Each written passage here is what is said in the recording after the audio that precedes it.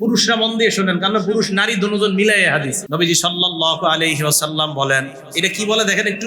আল্লাহ নবী বলেন, সায়াকুনু ফি আখিরি উম্মতি রিজাল, আমার উম্মতের শেষ জামানা এমন একটা সময় আসবে, এমন কিছু পুরুষ হবে, ইয়ারকাবুনা আলা আশবাহ ইয়ারকাবুনা আলা সুরুজিন কাশবাহির রিহাল, তারা ঘরের মতো গাড়ি দিয়ে ঘুরবে, ঘরের মতো গাড়ি দিয়ে ঘুরবে। এই যে আজকে ঘরের মতো গাড়ি দিয়ে কিন্তু আসছি আমি, এই গাড়িতে এসি আছে।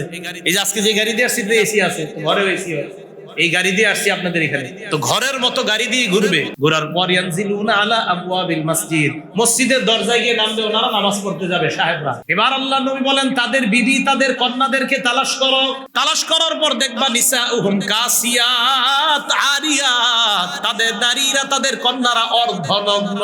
ওই মুসল্লি সাহেবদের কন্যারা নারীরা অর্ধনগ্ন। নবীজি বলেন, আলা রুসিহিন্না কাসনিমাতিল বুখতিল ইজাফ, তাদের এই চুলের খোপাগুলা ওটের কুজের মতো একদিকে পড়ে থাকে, পুরুষদেরকে দেখায়। স্বামী বাপ মসজিদে নামাজ পড়তেছে, এরা পুরুষদেরকে দেখায় বেড়ায়। আল্লাহ নবী বলেন, ইলআনুহুন্না, তাদেরকে তোমরা অভিশাপ দাও, ফাইন্নাহুন্না মালউনাত, কারণ তারা অভিশপ্ত নারী, তারা লানতপ্রাপ্ত নারী, তারা অভিশপ্ত নারী। কষ্ট নিয়েন না, যারা তাদের স্ত্রীকে কন্ট্রোল করতে পারছেন না, বাকি আপনার বিবিকে বলতে হবে, তুমি কিন্তু এই গুনাহের কাজ করবা না। আপনি বলার পরেও যদি করে, আপনি ধরা খাবেন না। বাবা তার কন্যাকে বলবে, তুমি এই জাহান্নামী কাজ করবা না, আপনি বলার পরেও যদি কন্যা করে, আপনি ধরা খাবেন না। কিন্তু যদি আপনি না বলেন, ওই মেয়ে আপনাকে সহ জাহান্নামে নিয়ে যাবে, ওই স্ত্রী আপনাকে সহ জাহান্নামে নিয়ে যাবে। তাহলে বুঝাইতে চাইলাম, আমরা যারা নামাজি, নামাজ পড়ছি, কিন্তু আমার কন্যাটা ঠিক নাই, আমার বিবি ঠিক নাই, আমার স্ত্রী ঠিক নাই, আমার ঘরের নারীদেরকে বলতে হবে, আমি তুমি কিন্তু এই কাজ ঠিক করতেছো, এটা অন্যায়। আমি স্বামী হিসাবে তোমাকে বলছি, আমি বাবা হিসাবে বলছি, এটা অন্যায়। হ্যাঁ, আপনি বলার পরেও যদি কথা না মানে,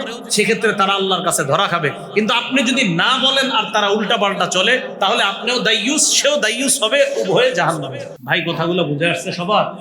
তো এই জাতীয় নারীদের কারণে সমাজে গজব আসে।